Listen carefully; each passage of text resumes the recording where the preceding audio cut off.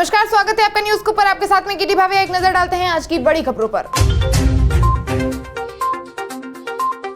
भारत और चीन दोनों ही सेनाएं पे हटी पीछे, जमीन पर दिखने लगा एलएसी समझौते का असर। भारत और चीन दोनों ही देशों की सेनाएं पीछे हटनी शुरू हो चुकी है। एलएसी एग्रीमेंट के बाद दोनों ही देश की तरफ से ये फैसला लिया गया है। डेमोचोक और देपसांग मैदानों से भारत और चीन के सैनिकों की पीछे हटने की खबर है। विवाद के दौरान सबसे ज्यादा तनाव भी इन्हीं इलाकों को लेकर था।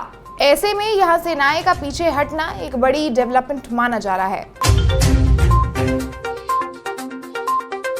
एनआईए की मोस्ट वांटेड लिस्ट में शामिल अनमोल बिश्नोई राष्ट्रीय जांच एजेंसी ने 10 लाख का इनाम घोषित किया। एनआईए ने लॉरेंस के भाई अनमोल बिश्नोई पर 10 लाख का इनाम घोषित किया है। अनमोल बिश्नोई उर्फ भानु लॉरेंस का भाई है और मशहूर गायक सिद्धू मूसेवाला हत्याकांड का आरोपी भी। 2024 में ही जांच एजेंसियों ने उनके खिलाफ आरोप पत्र दाखिल किया था। 12 अक्टूबर को एनसीपी नेता बाबा सिद्दीकी के साथ साथ इस साल अप्रैल में एक्टर सलमान खान के आवास पर हमलों में इसकी भूमिका भी सामने आ रही है। एनसीपी में शामिल होने के बाद बोले बाबा सिद्दीकी के बेटे, कांग्रेस ने मुझे महत्व नहीं दिया। एनसीपी नेता रहे बाबा सिद्दीकी के बेटे जीशान सिद्दीकी एनसीपी में शामिल हो गए हैं। बांद्रा ईस्ट से उनके चुनाव लड़ने की भी संभावना है। जीशान सिद्दीकी बांद्रा ईस्ट से विधायक हैं और 2019 में कांग्रेस के टिकट पर विधायक चुने गए थे। कुछ दिनों पहले ही बाबा सिद्दीकी की गोली मारकर हत्या कर दी गई। बाबा सिद्दीकी ने इसी साल फरवरी महीने में कांग्रेस छोड़कर एनसीपी ज्वाइन की थी। अमित शाह पर इनाम, सीआरपीएफ स्कूलों का बहिष्कार। खालिस्तानी आतंकी गुरप्तवंत सिंह पन्नू ने एक बार फिर से भारत को धमकी दी है। पन्नू ने केंद्रीय गृह मंत्री अमित शाह की विदेश यात्रा के बारे में खुफिया जानकारी देने वाले को इनाम देने की घोषणा की है। इसके अलावा पन्नू ने सीआरपीएफ स्कूलों के बहिष्कार का भी ऐलान किया है। पन्नू ने कहा कि केंद्रीय गृह मंत्री अमित शाह सीआरपीएफ के मुखिया हैं और सीआरपीएफ ही खालिस्तानी हरदीप सिंह निज्जर की हत्या के लिए जिम्मेदार है। पन्नू ने कहा कि अमित शाह के विदेश यात्रा के बारे में जो भी कोई जानकारी देगा उसे $1 मिलियन का इनाम दिया जाएगा। देश में पहली बार कोर्ट ने एक साथ सुना दी 98 लोगों को उम्र कैद। 10 साल पहले हुई घटना में मिली सजा। देश में पहली बार ऐसा हुआ है कि दलितों पर अत्याचार के मामलों में कोर्ट ने सामूहिक रूप से 98 लोगों को उम्र कैद की सजा सुनाई है। कर्नाटक की सत्र अदालत ने दलितों के साथ अत्याचार के मामले में कोर्ट ने सजा सुनाई है। 2014 के भेदभाव और जातिगत हिंसा के मामले में कोर्ट ने 3 अन्य लोगों को 5-5 साल की उम्र कैद की सजा सुनाई है। मामले करीब 10 साल पुराने हैं, जब गंगावटी तालुक के माराकुंगी में दलितों के साथ अत्याचार किया गया था।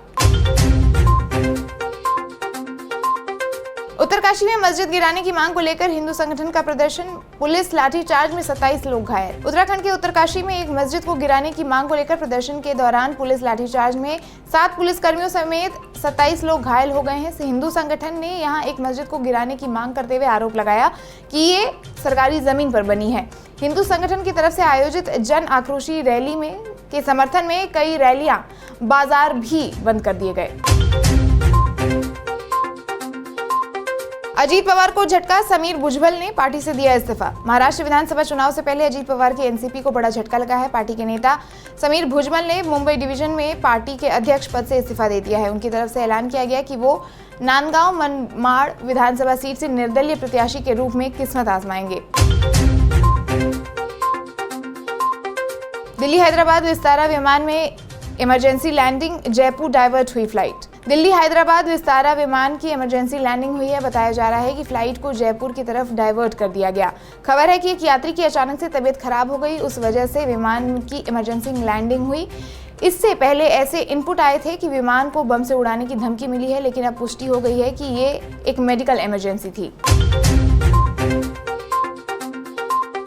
चक्रवाती तूफान दाना के कारण जारी रहेगा भूस्खलन, सुबह 5:30 बजे कमजोर होने की संभावना है। भीषण चक्रवाती तूफान दाना के कारण ओडिशा के तट पर भूस्खलन की प्रक्रिया जारी है। बंगाल की खाड़ी से उठे तूफान के संबंध में भारतीय मौसम विभाग लगातार चेतावनी जारी कर रहा है। Latest social media x post में उन्होंने बताया कि 25 अक्टूबर की सुबह 5:30 बजे ये चक्रवाती तूफान ओडिशा के उत्तरी तटीय क्षेत्र में धामरा से लगभग 20 किलोमीटर उत्तर पश्चिम और हवाली घाटी नेचर कैंप से 40 किलोमीटर उत्तर पश्चिम में केंद्रित था। सीबीआई चंद्रचूड़ ने जाते जाते नियम बदले। अब सुप्रीम कोर्ट में कुछ काम के लिए एलएलबी की डिग्री जरूरी नहीं होगी। सुप्रीम कोर्ट की खबरों को कवर करने वाले पत्रकारों को सीबीआई चंद्रचूड़ ने छूट दे दी है। सुप्रीम कोर्ट को कवर करने वाले अब एलएलबी की डिग्री उनको आवश्यकता नहीं पड़ेगी। उन्होंने कहा कि उन्हें इस बात की जानकारी नहीं है कि सुप्रीम कोर्ट कवर करने वाले पत्रकारों को मान्यता प्राप्त संवाददाता बनने के लिए कानून की डिग्री क्यों जरूरत थी।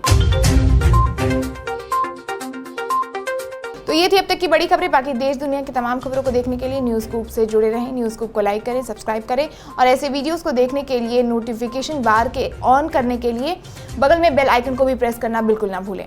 नमस्कार।